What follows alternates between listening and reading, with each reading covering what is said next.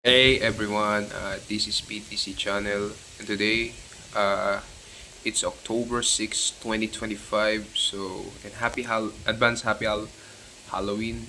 Malayo pa guys. So, hindi papakita ko sa inyo yung nabili ko Hot Wheels.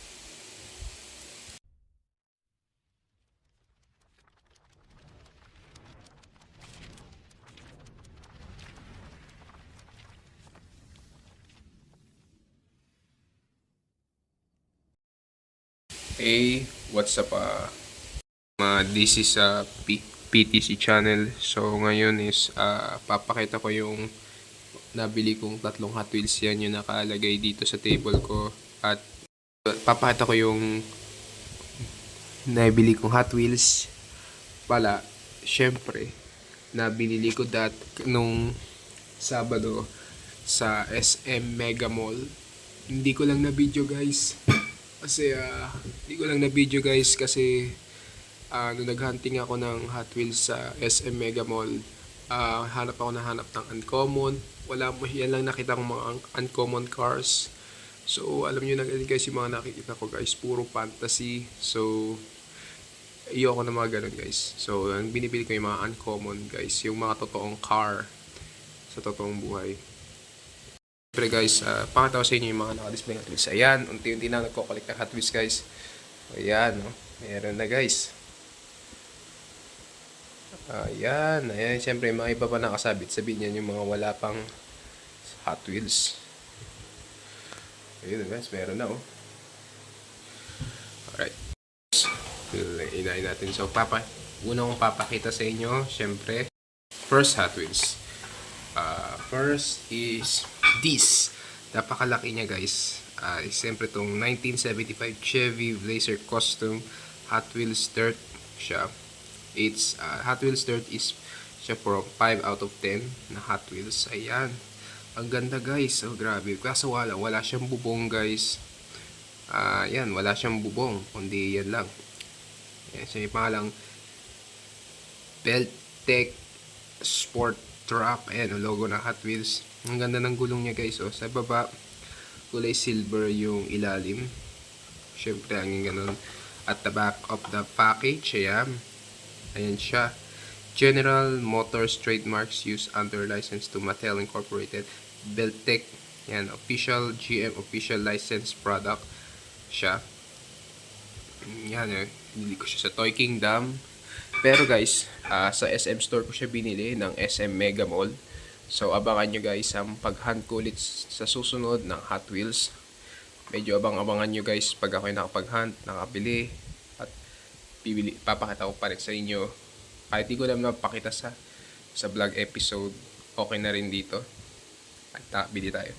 So yan, 1975 Chevy Blazer Custom. Ang ganda niya talaga guys, grabe oh. Kahit wala siyang bubong. Parang ito yun sa totoo guys. Totoo to guys. Kaya ganito binili ko. Meron gantong car sa totoong buhay. Kaso kaya lang guys, 1975 pa siya. So, matanda pa sa edad ko guys. Matanda pa sa akin yung gantong car. Ayan, 1975. So, we have this one. So, lagyan natin siya dyan. So, next car is this. Ayan, katoto guys. So, ito yan. 1999 Ford F-150 SBT Lightning. Ayan, this is leeway. Guys, may picture pa siya ng may fishing guy. May picture pa siya ng logo ng fish sa may pintuan ng sasakyan. Actually guys, ang ganda rin niya guys. So, sa ilalim itim. Yan, sa pangalan 1999 Ford F-150 SBT Lightning. Yan, so Hot Trucks Camion Sensationals, nasa 7 out of 10 siya. Itong car na to. Ito sa sasakyan na ito ng Hot Wheels. Sa likod.